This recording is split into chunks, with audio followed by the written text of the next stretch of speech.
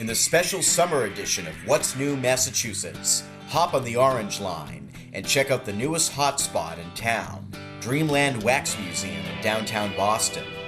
Yes, you can hobnob with the wax replicas of some of the music world's all-time greats, like Elvis, Katy Perry, and even the late great Amy Winehouse. Helmed by Michael Pelletz, the Dreamland Museum also boasts historic icons, ranging from President George Washington to the Hub's own John F. Kennedy. What's new, Massachusetts? Here are your co-hosts Sam Baltrusis and Sharon Fillyaw. And welcome to the special edition of What's New, Massachusetts. My name is Sam Baltrusis. I'm an author and journalist. Joining me is my lovely co-host Sharon Fillyaw. Hi, Sam. Hi, Sharon. So how has your summer been? It's been long and interesting. We've been filming our shows and meeting new people, and I've been doing a lot. But it's been very interesting, and there's still much more to go. Well, I have been working on a new project, working with the Dreamland Wax Museum in downtown Boston. Oh, it's fascinating. The figures, they're wax, of course, but they're down to the most minute detail. You see everything, the fingernails, the skin texture. It's amazing how they're able to put this together. Well, what you'll probably like is the fact that there are celebrities there. Yes. Now, The Rock is not there, so I'm a little upset Dwayne Johnson isn't there. But they have, Nicole Kidman, they have Oprah, they have all of the American presidents are there, a replica of the Oval Office. They have so much. It's going to be a real tourist draw. So you're going to actually be able to hang out with the celebrities in Boston. Yes, without having to break through the crowds and everything. And they even have Elvis. It's so amazing. But like I said, the attention to detail is what is so fascinating. And it takes a long time to put each one of them together, so you should really go down and check it out. Well, what excites me about this museum is it's actually a museum. So there's the celebrity, the glitz and glamour part of it, but there's also a lot of history as well.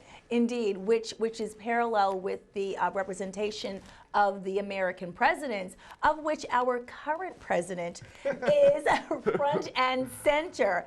And he's a little bit polarizing in his placement in the museum. Well, the vice president of sales, Michael Pelletz, who we're about to talk to, actually put Donald Trump in the window, and it caused quite a controversy in downtown Boston. Yes, and I want to tell our viewers his hair looks a little bit better on the wax figure than it does in person. But it's causing quite a controversy because he's such a polarizing figure. But what's really cool about it is that there's so much to do there, and it's a really cool exhibit, and I'm so excited for you to be able to check it out. Yes, and it's going to be a real good tourist draw. It's something fun to do. Absolutely. So we're going to run a small clip with Michael Pelletz, and then we're actually going to talk to Michael about the Dreamland Wax Museum in downtown Boston. Hello, this is Michael Pelletz with the Dreamland Wax Museum. I want to welcome you to our brand new museum that is opening on July 31st right here on City Hall Plaza in Boston. Today I'm going to show you a little behind the scenes tour of how wax figures are made and all the beautiful wax figures that are going to be in our museum. So thank you for watching. And let's go on a tour. Right now we are in the Boston Park, Boston Common area. This is the first entranceway when you get into the museum. And if you turn around, I can walk you over here. This is where Ben Stiller will welcome you from Night at the Museum. And this is where I can tell you a little about our wax figures. A lot of people think that these can be made on 3D printers, which they can't. Each figure takes about 4 to 6 months just to make the head. Okay? They are one of a kind. They are works of art. There's only a handful of people in the world that can actually do this. The most sensitive part is the hair.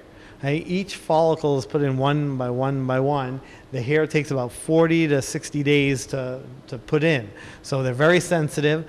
Unlike other wax museums, we're going to do something very special. We're going to let you touch them, take selfies with them. It's going to be very interactive when you come into our museum. As you will see as we walk around the museum, that our focus is on history and education first, and then the fun, glamour, and glitz. Welcome back to What's New, Massachusetts. Joining me now is the Vice President of Sales from Dreamland Wax Museum, Michael Pelletz. How's it going? Wonderful. No, thank you for having me, Sam. So I'm so excited about this wax museum. Well, how did you get involved with it? 2 months ago, I just got blessed by being in the right place at the right time, and I met the owners of the Dreamland Wax Museum, and they are from Brazil. The parent company is Dreams Entertainment Group. They run over 30 different different museums in Brazil, South America, and Mexico. And this is the first venture. And when I was a child, I went to London when I was 8 years old, and I went to a wax museum. And when I saw that there was going to be a wax museum opening in Boston, it just brought back all the memories and the magic that a wax museum can bring. And so I said, I have to be a part of this. Well, what I love about it is it's a piece of art. Like every wax figure that's in the wax museum is a piece of art, and also there's a lot of history as well. Yes. So unlike other wax museums, we are focused on history, education, and we have every single president. We have world leaders. But you are so right. I mean, each wax figure takes between 4 to 6 months to make. They're works of art, one of a kind. You cannot print them on a 3D printer like some people think. And it's special. I mean, they really look so lifelike. We have some wax figures that will surprise you, and they've been scaring a lot of people in a good way because they turn in a corner and it's like, is that person alive? Well, that's the whole thing. Like my experience there's a couple, like there's Mother Teresa that looks like it's Mother Teresa. She's going to come out and like bless you or something. Yeah. And there's also Snoop Dogg as well. Right. Yep. So what is the future with? So there's a lot of events to like. You're going to have events coming up. Yes. So I mean, our grand opening is July 31st. Just everyone come on down. You're going to love it. We're open from 10 a.m. to 7 p.m. that day. We're doing corporate events, field trips. I mean, when you see the space that we have, there's nothing better in Boston. It's something Boston I thought never had, but now I learned that there was a wax museum in the 70s, and people loved it, and they've been waiting for it for decades, and we're here now. I actually talked to somebody who was able to go to the one in Boston, and they said it was very different. So this is to kind of give you some idea. Like this wax museum is very classy. There's a lot of history to it as well. I think that the craftsmanship that's put into each individual wax figure is beyond what was here in the 70s. So that's what I've heard too. The same exact thing. Yeah, exactly. So I'm a Halloween guy. Right. So yes. So possible Halloween like. Oh, absolutely. Yeah. I mean, we don't want to give away too much, but I mean, you can't get a better place than with all the wax figures, and so we will keep everyone informed if we're going to be doing that. Yeah, I think there's definitely a potential for a haunted experience there too. Yes, so definitely. Very excited about it. So tell me about so you got involved with the wax figures. What's your background that led up to this point? Okay, well. I ran a family business for many, many years, and 3 years ago my father unfortunately had a brain tumor, and he's healthy, but he doesn't have any memory, so the business really wasn't fun anymore. So we sold that business, and what do I love to do? I love to talk and drive. So I said, you know what I'm going to do? I'm going to drive for Uber. So I started to drive for Uber, and the first day I started driving for Uber, my wife said to me, I would love to do that. She's a registered nurse, but she would have loved to drive. And she's like, but I'm not going to do that. And I always wondered why. Well, after driving for Uber for 9 months, I picked up thousands of women, and unfortunately some of the stories that they told me and that you hear on TV, I was getting firsthand from women in my back seat. And so all those were in my head, and last February, so a year and a half ago, I had a young man who almost OD'd on heroin in the back of my car. After I got him out, the police came and the fire, they were wonderful, and I never had one bad passenger before that, and he wasn't bad, he was just lost. Well, all those incidents came to the forefront of my head, and I said, you know what, I need to do something better and safer, and so I started a company that was nicknamed Uber for Women. It's women drivers for women and children, and it's called Safer, and we are up and running in Boston. So I have an amazing team that runs the day-to-day operation, so it gave me a lot of free time, and that's why I'm able to be a part of the museum. Well, I've been really impressed with what you've done so far. Like as far as getting the word out, people are really excited about this museum. Well, you know what? How often do you have 2 jobs? Like when I started Safer, I felt I was meant to do that. And then when I came here and I started to walk around the museum, I said, wow, I said, this is really, I love education, I love history. I mean, to mold young minds, to actually, I mean, there's so much bad press about the president and all this that's going on, but we can actually show what the presidents really did and how amazing they all are. And so the education part is what I really love. Well, what's also interesting, you had the Donald Trump in the window for a while that caused quite a controversy. Yes. You love him or hate him, he's there. And I have to say, I mean, we're being on City Hall Plaza in a Democratic city in the state.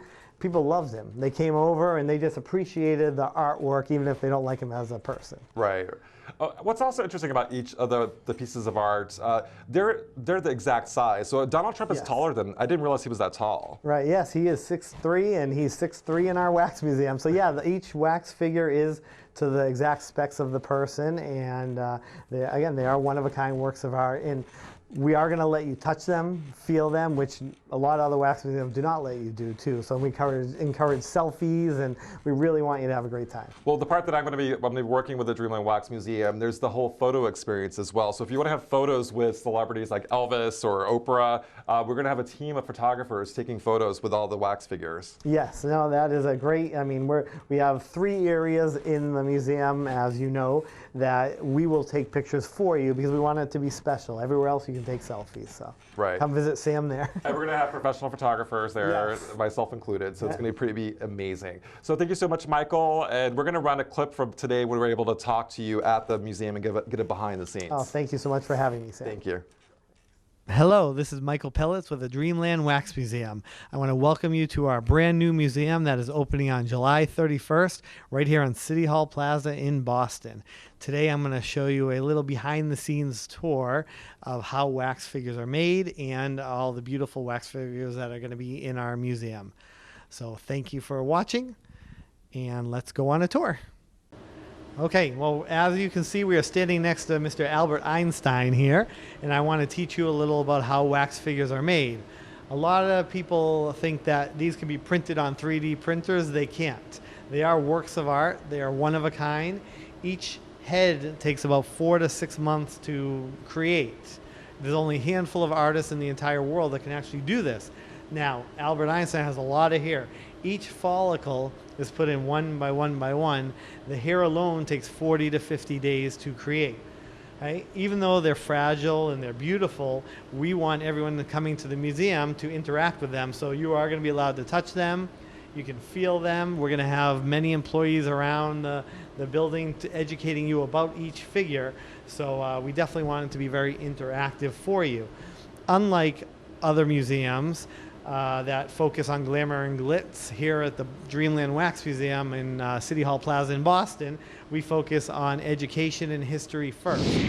So here we are again with Mr. Michael Pelletz, Vice President of the Dreamland Wax Museum. Thank you so much for joining us today. Oh, thank you for having me. So you were speaking with my co-host Sam a little bit earlier about the Dreamland Wax Museum, but I'd like to go into a little bit more detail about the actual figures themselves. Sure. How do they find artisans to construct these different figures? There are only a handful of artisans in the world that can actually do this, so it's very specialized. This art has been around since the 17th century, and it is just amazing. They're in London, Paris, there are a few in the United States, so we contract with these artists, and we are going to be doing a lot of local politicians, celebrities, musicians, and we will fly those artists in to do the live sittings, which we have 2 local people that I can't tell you right now that we're going to be doing live sittings that will videotape and show people how it's really done. Because I was going to ask, is it from a photo or is it from, so this is from a sitting. Yes. So the way that they would do these classical paintings, they would have the actual subject come in and sit. Exactly. So this is really, they're really getting into. So you mean to tell me you got Donald Trump to come in and sit down for you? No, some of them are made from photos, but the local ones, we are going to do that, and it takes about 2.5 hours that they have to sit there, and for doing this, we are going to donate a lot to their charities and make sure it's a wonderful experience for everybody. I was going to say, because Donald likes to tweet a lot, so if he did have to sit for you, he would have tweeted about it already. Yes, he would have. Yeah, and, if he wants to do a live one, we're happy to have him. That's amazing. Now the Dreamland Wax Museum you were talking before is a beautiful show place. So are you going to be renting out areas for events? Can people have parties there or events? Absolutely. I mean, we have already gotten calls nonstop from corporations and schools and everywhere, government agencies, that they want to have their holiday parties, corporate events, conventions, like after when people come for convention, they want to come to our museum. Now, I'm very curious. You mentioned that this is a very interactive museum. People can touch the figures, take pictures with them. how do you maintain the integrity of the actual figure if people are placing their hands on them because we have oil in our fingers? Right. How do you keep the, how do you maintain these figures with the anticipation of so many people touching them? Well, we have a full-time hairstylist on staff who will come before we open and after to make sure, because the hair, each follicle is put in one by one by one. It takes 40 to 60 days just to do the hair. So it's the most sensitive part of the wax figure. And so she'll be there every day. And then we have the artists that if anything falls off or gets broken, we can fix it. They're right there as well. So basically, day to day, you'll be doing touch-up. Yes, we will. As people abuse these figures. But we are going to educate them that they are works of art. They are priceless, so you can touch them, but just don't destroy them. And we're going to have a lot of staff around to make sure it's a great experience. Okay, now I have a very kind of weird question. What about the weight of the figures? How does that, what is the density? Are these figures heavy? Are they light? Can you topple them over? Or they are heavy. I mean, the bodies, there are certain materials the bodies are made out of, a lot of fiberglass, so they are heavy. But again, the most important part is the head, and those are heavy as well, too. right, So, and I noticed even like the garments, on our backdrop we have Elvis, and you can see a little Elvis ID bracelet. But even the outfits, the sequins. So do you have people who specifically, like people who actually put together these outfits as well? Yes, when the artists do the busts, then we have other artists that get all the clothes and they find it and they design it if they have to. This is so exciting. I can't wait. And the grand opening is coming up when? July 31st, Monday. Wow, I can't believe that the end of July is here. Much continued success to you. Thank you so much for joining us here today. Oh, Thank you for having Michael me. Pelletz, thank you so much. This is wonderful. Thank you. Boston in the American Revolution, A Town versus an Empire, is a story about the ordinary people of Boston who lived in an extraordinary time. The book covers the years between 1763 and 1776 and charts how Boston ultimately entered into war with the British Empire. I'm Brooke, the author, and I'm excited to reintroduce you to events and men you've known about for decades, including the Boston Massacre, the Boston Tea Party, Samuel Adams, and Paul Revere. But the book will also introduce you to lesser-known events and men, including those who remain loyal to the British Crown. These men include some of the wealthiest and most powerful men in Boston, and even a spy who plays both sides. Together, they form a picture of a town struggling to adjust to changing political circumstances. Both sides rebel, enforce, improvise, and fail for more than a decade. At the end of each chapter, you'll learn about what Boston's revolutionary historic sites look like today. These places include Old North Church, Paul Revere's house, and my favorite, the Old State House. I hope you'll visit and explore these sites. So grab your copy and immerse yourself in one of the most pivotal places and times in our nation's history. So welcome back to the special summer edition of What's New Massachusetts. Sharon, that was a really good show. It was. Michael Pelletz is a wonderful man, and the Dreamland Wax Museum is going to be a very special experience for a lot of people.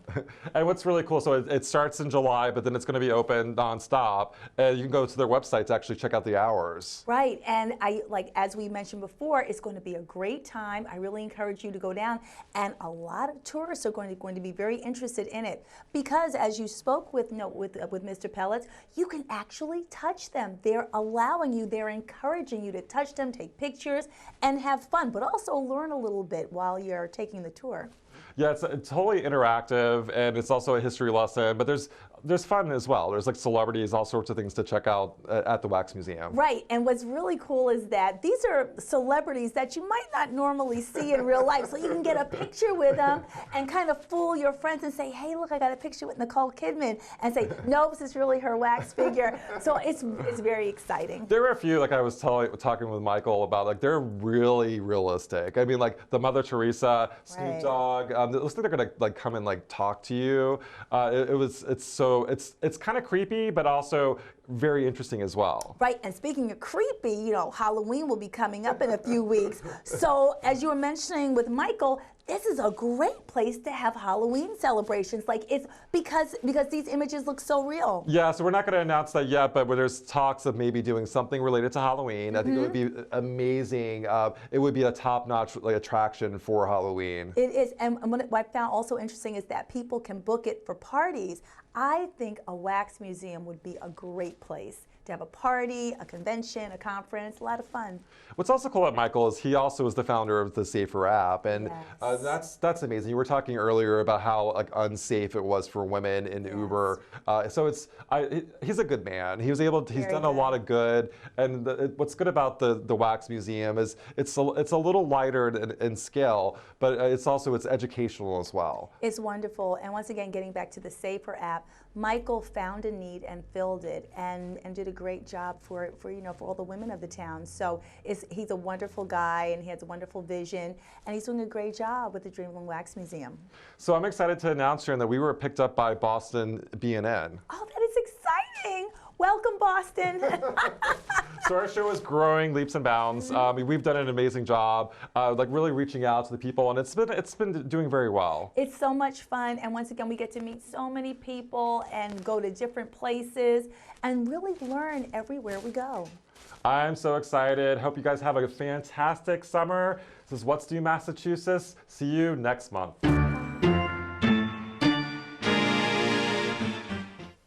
This is Sharon Fillyaw for What's New Massachusetts. Here we are at Wicked Good Books, a bookstore located in the witch city of Salem, Massachusetts. We're about to speak to the co-owner, Miss Denise Kent, in just a moment.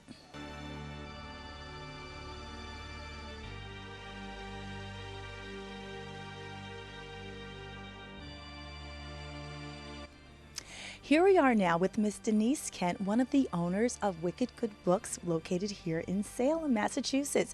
Miss Kent, thank you so much for joining us today.